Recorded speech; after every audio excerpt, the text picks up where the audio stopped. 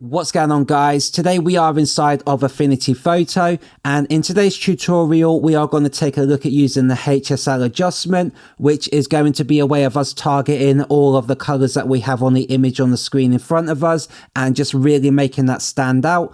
So the picture that I have on the screen is a photo that I had taken myself back in my photography days. However, hopefully you guys have got your own images that you can work with. So what we need to do after you've placed your image inside of Affinity Photo is we need to make our way over to the right hand side of our interface, and we need to choose this option right here which says adjustments. Once you select that, we're going to make our way down to where it says HSL. And inside of here, we have these three different sliders, which is going to be our hue shift, our saturation shift, and the luminosity shift. And just above that, we have all of these individual colors. This one right here on the far left hand side is going to affect all of the colors in the image all at once, whereas all these other ones next to it are going to target the specific color ranges. And we'll talk about this in just a moment. But first of all, what we'll do is we'll select the one right here on the far left, which is going to adjust everything inside of our image. So if we now start messing around with the saturation, for instance, you can see how that is making the entire image more vibrant. And we can just drag that the opposite direction to desaturate that and turn that to black and white. So we'll go ahead and we'll just put that back to where it was. And it's the same principle when it comes to the hue shift. If we just make our way over to the left hand side through all of these different color ranges, you can see how it affects the entire image as a whole. And that's the same principle if you go over to the right hand side.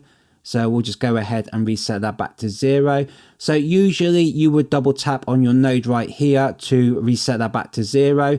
But at the moment with this current version of Affinity Photo, it doesn't always work for me. You guys may not have this issue, but for me, if I double tap now, you can see it jumped and it just comes back again. Sometimes it does work and sometimes it doesn't. So I will double tap again, see if it works, which it hasn't. So if that's the case for you guys, you can either just drag that over. If you can't get it perfect, just simply come back into this box over here on the right hand side, hit 0 and enter, and that will center that for you. And it's the same principle with the luminosity. If you go over to the left hand side, it's going to make your image darker. And if you make your way over to the right hand side, it's going to make it a lot brighter. So once again, we'll just try and double tap on this node to see if it will center that automatically for us. And it did not work once again in my version. So I'll just go ahead and hit 0 and enter.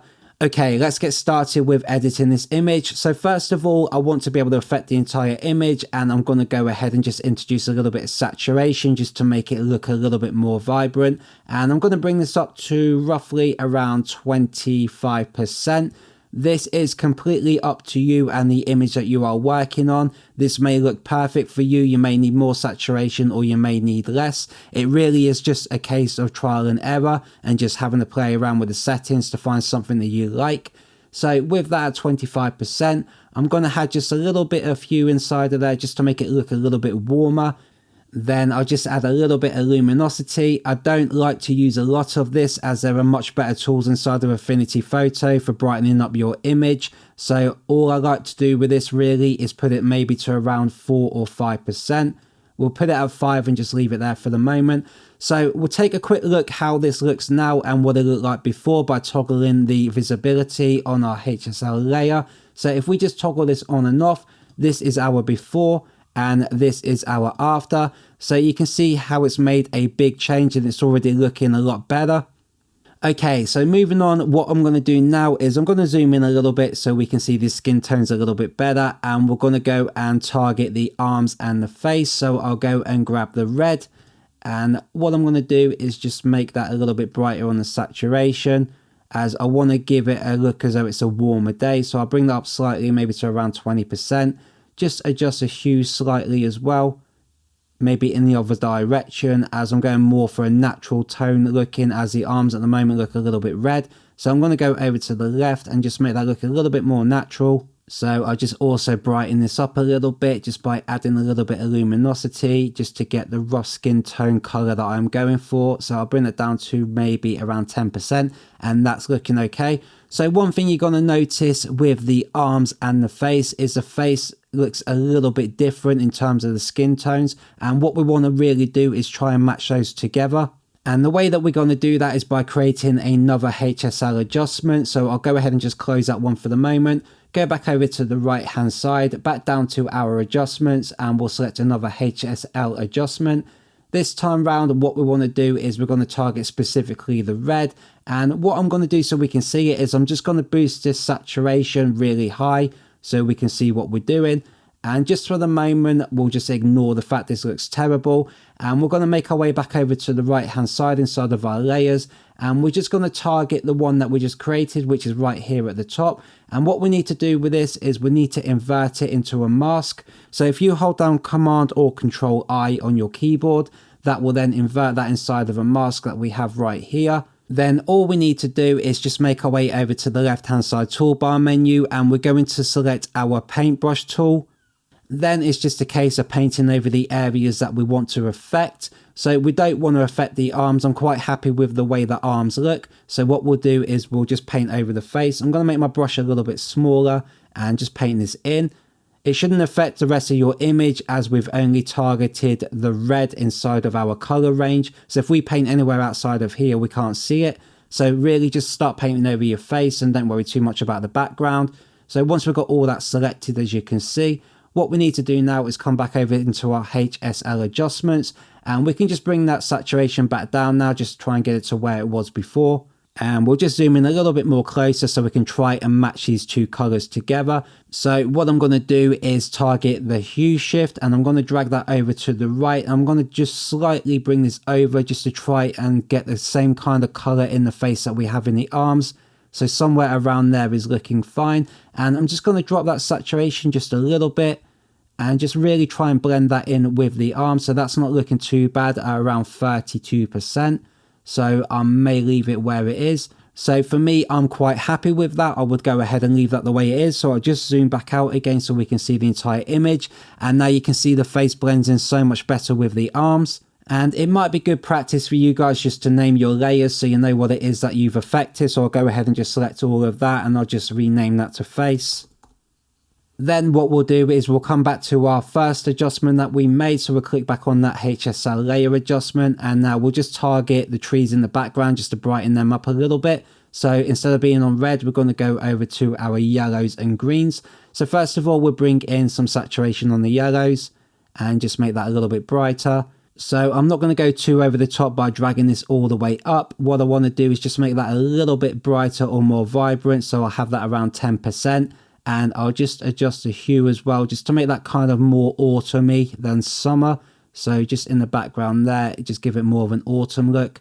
Okay, so now we'll target the greens, and looking at the image, I think really the only greens this is going to target is right here in the top left hand side where we can see that slightly darker green. So if I go ahead and just adjust that saturation, you can see I was right in what I said, and we don't really need to make too many adjustments with that, as that looks okay the way it was anyway. So I think for the green channel, I will just leave that the way it was. Okay, so moving on, looking at the image on the screen in front of us, I can't really see any cyan or purple, which I need to make any adjustments to. So I'm going to go ahead and just ignore those colors. However, because I am going for a autumn kind of theme image, what I'm going to do is change the color of this outfit, which is a navy blue. And I'm going to go ahead and try and change that to brown, just to make it blend in a little bit better with the background. So what we need to do first of all is target the blue so we can make some adjustments. And if I just start bringing up the saturation, we can see how that's going to get a lot brighter. However, what you can also see is it's affecting the bandana, which is around her head, which is something that we want to avoid. So in order to do that, we're going to bring that back down to 0 where it was before. And we'll just do what we did before with our mask layer over here. We're going to create ourselves a brand new HSL layer adjustment. So we'll go back down to our adjustments, choose HSL. And with this one, once again, now what we want to do is just target the blue. And we'll just bring that all the way up like we did before so we can see what we're doing. Then just like before, we'll go ahead and we'll just select that HSL layer, hit Command or Control I to invert. Then we'll go back over to the left hand side, make sure that we have our paintbrush tool selected. Then it's just a case of just painting over our outfit, just like we did last time with the skin tones. So I'll start painting over this. And I can be quite messy because it's not going to affect anything else but the blue channel. So I'll go ahead and just select that. But what I will do is I'm going to start just painting over some other areas such as a bandana. So you guys can see that if you do paint something you didn't want to, you can easily go ahead and just remove that. So at the moment we are on the color white, which is going to bring back the color that we wanted, which is the blue. However, if we want to hide it, we're going to change that white to black, and then we'll just paint back over that, and then it will remove it. So I'll go down here because we're going to target that little bit there inside of the shirt. So I'll make my brush a bit smaller and just make sure that I paint out all of that as well. And back to white again, just double check that we have painted in all the blue areas that we want to affect. And then we are ready to start changing the color of this outfit. So what we need to do now is head back over to our HSL layer, and we'll also rename that shirt so we know what it is that we are affecting when we come back to our layers. So now we've done that, what we're going to do is start to find the color that we want for our outfit. So I'll go ahead and bring that saturation down just a little bit, maybe to around 40%. Then we're going to change the hue shift from the left to the right to try and find the color that we are going for. And because I want a brown, I think I'm going to have to aim more towards the left hand side. So I'm just going to start dragging that over slowly and watching it make its way through all the different colors. And I'm just going to try and find a brown that I'm happy with. It may not be perfect, but we should hopefully get something which looks okay. So maybe, I think if I go with that there, if I zoom in, it looks a little bit grainy, which I may be able to control that if I bring the saturation down a little bit.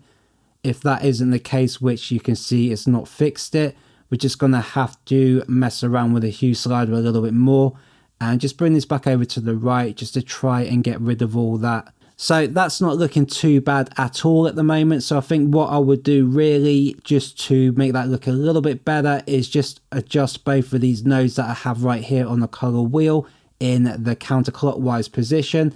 So because I want to target the reds right here between the reds and the orange, I'm just going to drag in between both of these nodes and start pulling that counterclockwise just to try and make that just a little bit more brown. So at the moment it's gone back to blue, so I'm going to bring that back round again, and somewhere around there looks perfectly fine to me. So it's all starting to come together now. So I'll go ahead and go back to my main adjustment layer which we started off with to see if we want to make any changes in terms of the overall image. I think looking at this, there is a little bit of purple down here in the blanket, so I will see if I can just go ahead and just make that disappear a little bit, maybe brighten that up and just desaturate it, try and turn it more white. Then I'll just zoom in so I can just see that a little bit better and try and get rid of the rest of this purple. And to do that, we'll just grab in between both of these two nodes right here, and we'll start dragging that round until that fades away that purple color and we're left with white. So that doesn't look too bad at all. So we'll zoom back out and see our overall image. So what we'll do before I finish the video is we'll take a look at the before and after so we can see how we've changed our image from where we started to where we are now. So over in the layers, I'll go ahead and just hold down the Command or Control while selecting all of my HSL layers. And I'll just go and toggle the visibility. That then is going to show us our before, which was what we started with. And then this is what it looks like once we've added all of our different effects. So as you can see, it definitely looks a lot more professional, more vibrant, and personally I think it looks so much better than where we was at the start. So this remains completely non-destructive. So if you find that you no longer want your outfit to be brown, you can simply go over to your shirt, turn off the visibility, and it's back to blue. As you can see, it's whichever you prefer to use. Alternatively, you can go back into your HSL layer effects and just change the color altogether. If you want to change the color of your outfit, just make sure you do target the color that you worked on, which will be blue. And you can see we can make the changes inside of here. If maybe you want to go for green, it's entirely up to you what you want to do with that. And it's the same principle if you want to make any changes to your face layer. You can of course turn that on and off with the visibility so you can see how we've made the change. That was a before and that is the after, which blends so much better now with the arms. So that's it for today's tutorial, guys. I hope you liked it. If you did, then please hit the thumbs up, as it really helps me out with the YouTube algorithm and helps other people find my content. If you haven't already, please hit that subscribe button, as I'm on a personal mission to reach 10,000 subscribers in 2025. And at the moment, I'm around 7,400. So I'm not too far away, but you guys could really make that happen. But for now, I hope you have a great day and I will see you in the next video.